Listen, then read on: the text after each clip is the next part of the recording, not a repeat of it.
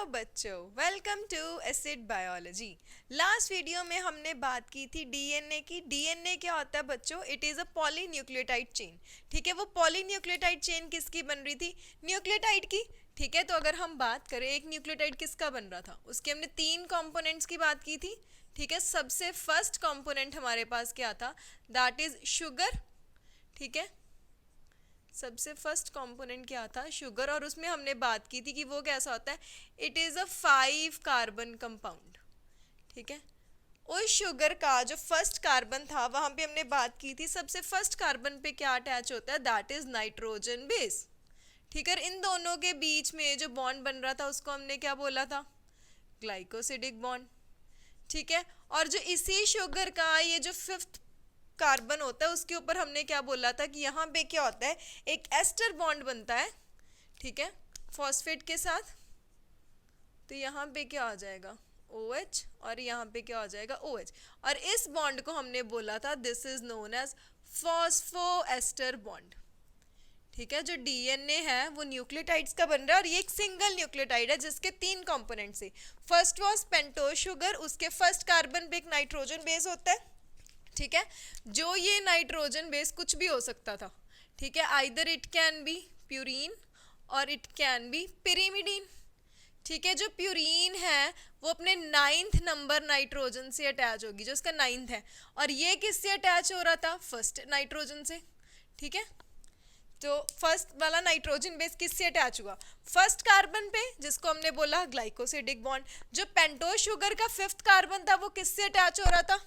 Phosphoric acid. Sir उन दोनों के बीच में जो बॉन्ड बना था उसको हमने बोला था फॉस्फोएस्टर बॉन्ड। ये तो एक न्यूक्लियोटाइड की बात हुई। ऐसे हमने बात की बहुत सारे न्यूक्लियोटाइड्स लगते हैं और उसकी क्या होती है? एक चेन बन जाती है। ठीक है, जैसे ये हमारे पास एक न्यूक्लियोटाइड है, अब ये जो न्यूक्लियोटाइड होगा, ठीक है, इसका ये जो थर्ड वाला ग्रुप है, जैसे इसके नीचे मैं एक और बनाऊं, ठीक है, ये एक दूसरा न्यूक्लियोटाइड है।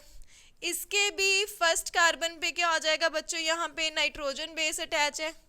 ठीक है, similarly HH, this is OH H। ठीक है, यहाँ पे क्या आ जाएगा? CH2O। ठीक है, यहाँ पे अब जो बनेगा हमारे पास वो क्या होगा? दैट इज, अब ये जो इसका देखो 5th कार्बन है वो यहाँ पे किसके साथ अटैच होगा? That is the phosphate group. ठीक है, इसका जो फॉस्फेट ग्रुप है 5th कार्बन का वो यहाँ पे किसके साथ अटैच हो रहा है? इस डीएनए के 3rd कार्बन के साथ। ठीक है, इन दोनों के बीच में यहाँ पे जो बॉन्ड बनेगा वो क्या बन जाएगा?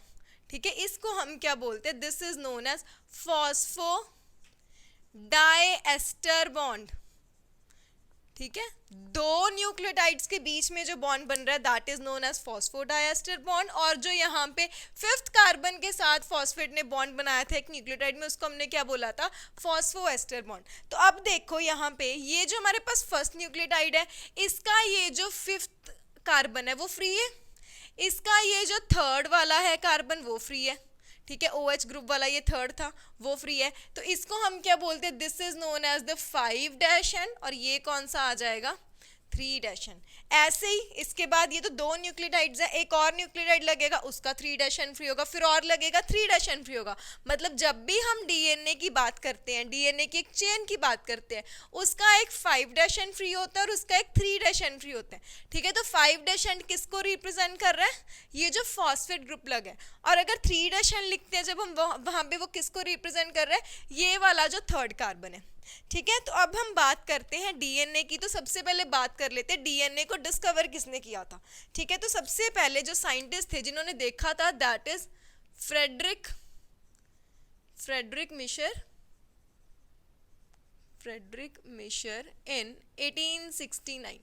ठीक है, सबसे पहले जो साइंटिस्ट थे दैट इज फ्रेडरिक मिशर, उन्होंने देखा था इन द पस सेल्स।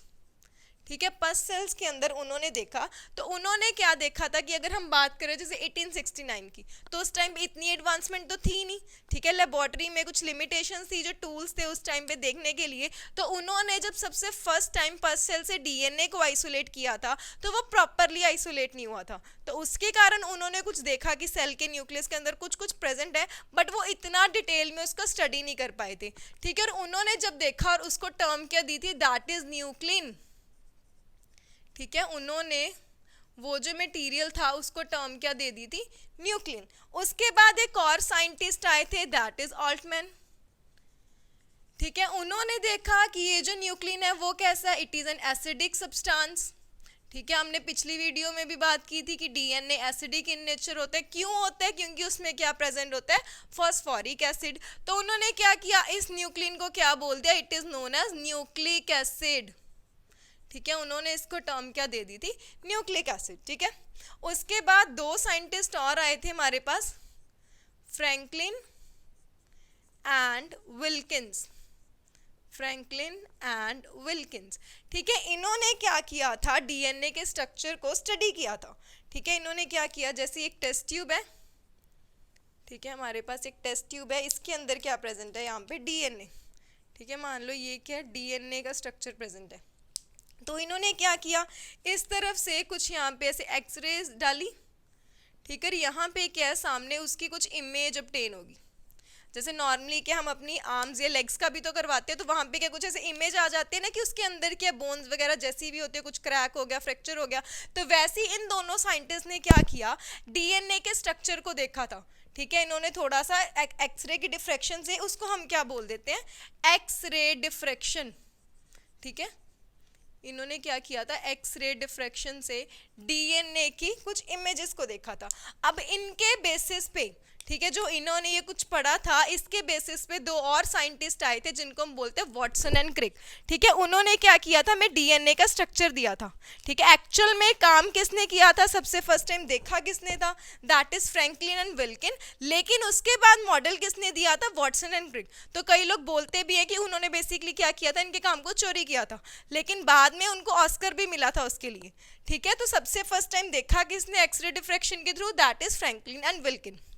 ठीक है, तो चलो डीएनए के मॉडल के बारे में, स्ट्रक्चर के बारे में बात करते हैं जो उन्होंने दिया था। नेक्स्ट है बच्चों हमारे पास, that is double helix model, जो किसने दिया था, that is Watson and Crick ने। ठीक है, इन्होंने किससे कॉपी करके दिया था, फ्रैंकलिन एंड विल्किन से। ठीक है, उन्होंने काम किया था अपनी एक्सरे डिफ्रैक्शन के थ्रू, उन्होंने देखा डीएनए का कैसे स्ट्रक्चर होता है, लेकिन जो मॉडल दिया था वो किन्होंने दिया था, वॉटसन एंड क्रिक ने। ठीक है, अब अगर हम बात करते हैं डबल हेलिक्स मॉडल की, तो इन्होंने सबसे पहले क्या बोला कि जो डीएनए है वो कैसे बना, it is made up of 2 polynucleotide chains. ठीक है, 2 पॉलीन्यूक्लियोटाइड चेन्स होंगी। अभी हमने देखा था कि जो एक न्यूक्लियोटाइड है वो दूसरे के साथ अटैच होगा, फिर तीसरे के साथ होगा। ठीक है, तो वैसे यहाँ पे क्या है, 2 चेन्स बन रही हैं डीएनए की हेलिकल की शेप में। ठीक है, कि ये चेन है, एक हमारे पास दूसरी चेन है। अब ये जो एक चेन होती है, ठीक है, न्यूक्लियोटाइड कैसे होता है, एक नाइट्रोजन बेस, उसके बाद शुगर, उसके बाद क्या आता है, फॉस्फेट। तो इस पॉलीन्यूक्लियोटाइड की जो बैकबोन होगी, ठीक है, ये इसको हम क्या बोलते हैं, बैकबोन। वो बैकबोन किसकी बनती है, that is sugar and phosphate. अंदर वाली साइड यहाँ पे क्या आता है, नाइट्रोजन बेस। ठीक है, इस अंदर वाली साइड यहाँ पे क्या प्रेजेंट होते हैं, नाइट्रोजन बेस। ठीक है, तो उन्होंने सबसे फर्स्ट पॉइंट में क्या बोला कि जो हमारा डीएनए वो किसका बनेगा, 2 पॉलीन्यूक्लियोटाइड चेन्स का। और उस 2 पॉलीन्यूक्लियोटाइड चेन की बैकबोन कौन होगी, बैकबोन मतलब जैसे हमारी रीढ़ की हड्डी है ना, बैकबोन पीछे क्या है, वैसे ही पीछे की तरफ क्या आता है, शुगर एंड फॉस्फेट। और अंदर की तरफ प्रोजेक्टेड इनवर्ड क्या होगा, दैट इज नाइट्रोजन बेस। ठीक है, ये जो नाइट्रोजन बेस है ये क्या, इट इज प्रोजेक्टेड इनवर्ड्स। ठीक है, अंदर की तरफ होगा। ठीक है, जैसे मैं यहाँ पे बात करूँ, ये हमारे पास क्या है, अंदर की तरफ कुछ ऐसे क्या होंगे, यहाँ पे नाइट्रोजन बेसिस प्रेजेंट होंगे।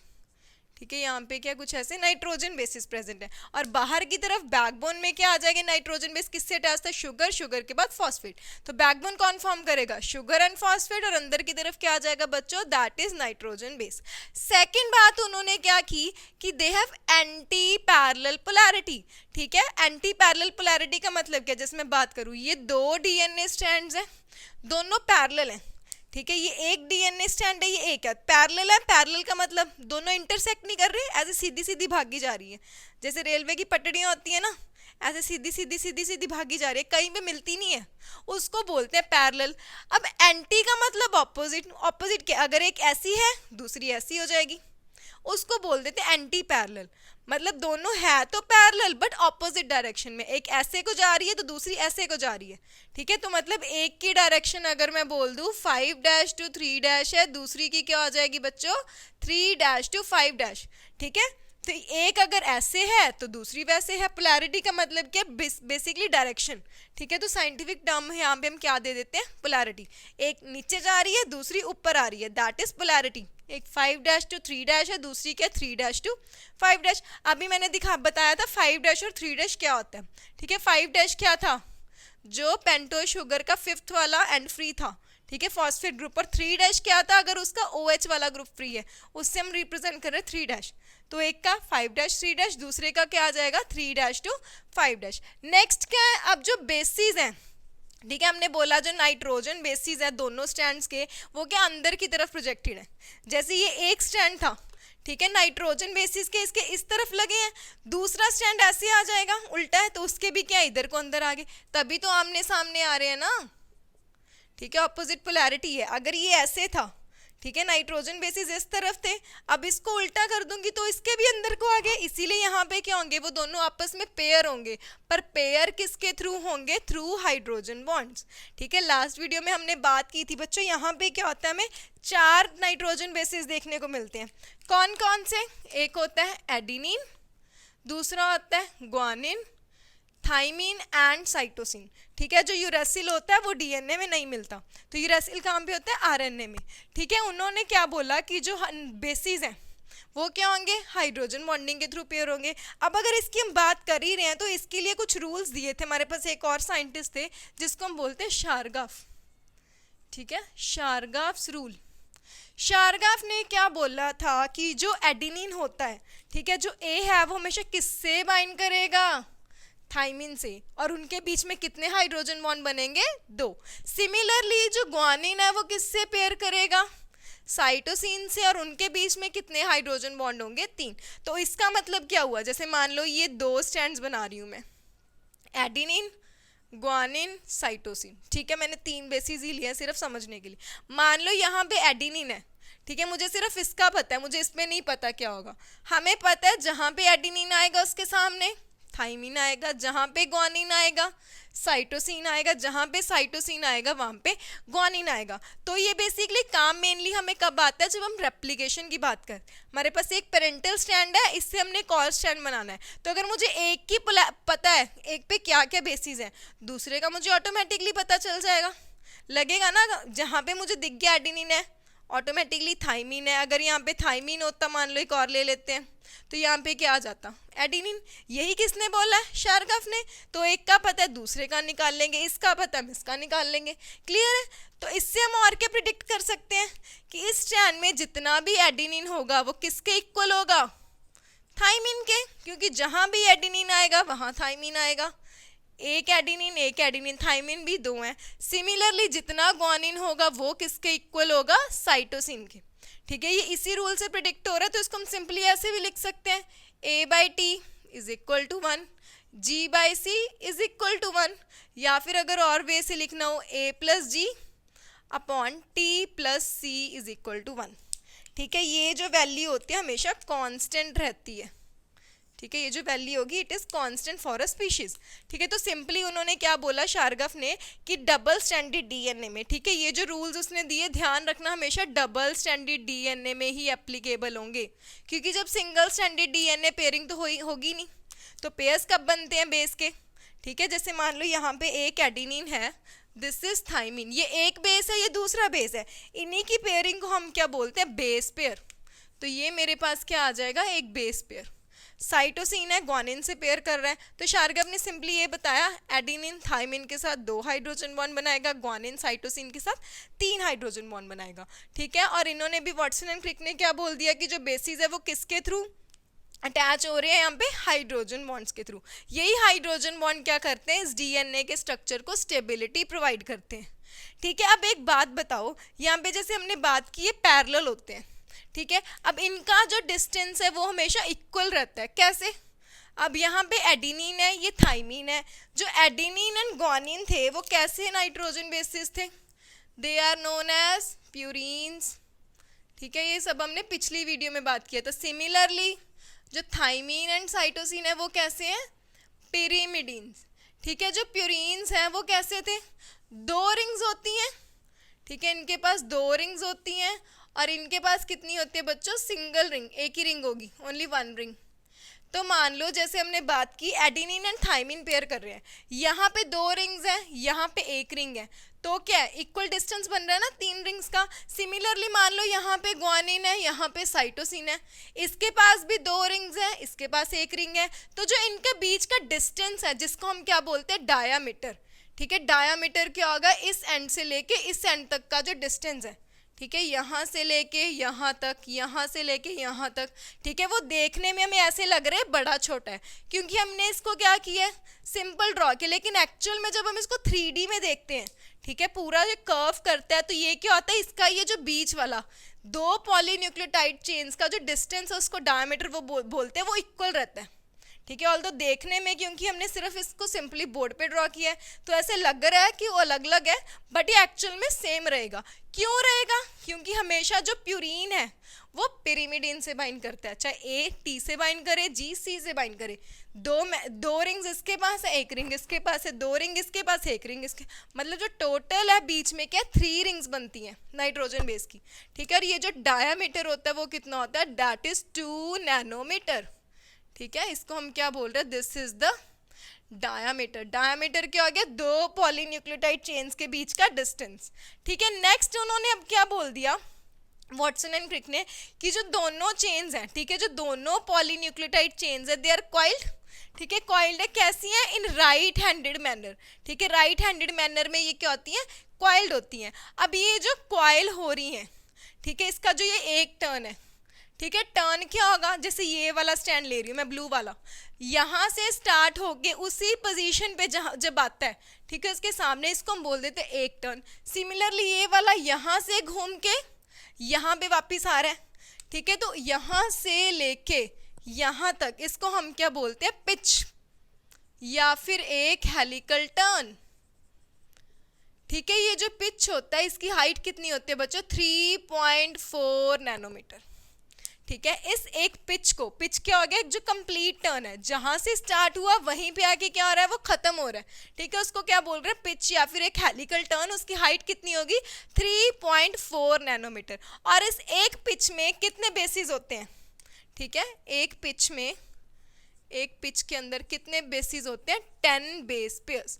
और ये जो एक बेस पेयर है, ठीक है, ये एक बेस पेयर है ANT, ये दूसरा बेस पेयर है, मान लो यहाँ पे GNC। ठीक है, ये दूसरा बेस पेयर है। इन दोनों के बीच का ये जो डिस्टेंस होता है वो कितना होता है, 0.34 नैनोमीटर। ठीक है, तो टोटल बेसिस कितने एक पिच में, 10 बेस पेयर। एक बेस के बीच में डिस्टेंस कितना, 2 बेस पेयर्स के बीच में 0.34, तो टोटल कितनी बन जाती है हमारे पास पिच की height, that is 3.4 nanometer. Clear है, एक टर्न है, एक टर्न के अंदर 10 बेस पेयर है, 2 बेस पेयर के डिस्टेंस 0.34, अगर टोटल की फिर हमने हाइट कैलकुलेट करनी है वो कितनी आ गई, दैट इज 3.4 नैनोमीटर। ठीक है, लास्ट उन्होंने क्या बोल दिया था कि अब ये जो बेस पेयर्स है उनका जो प्लेन है वो एक के ऊपर एक स्टैक हो रहे हैं।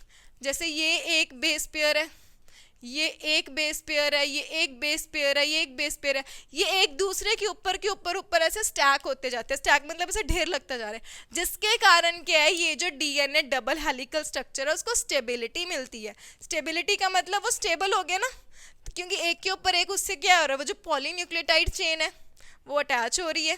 ठीक है, this is all about the structure of DNA। फिर मिलते हैं नेक्स्ट वीडियो में, टिल देन कीप लर्निंग।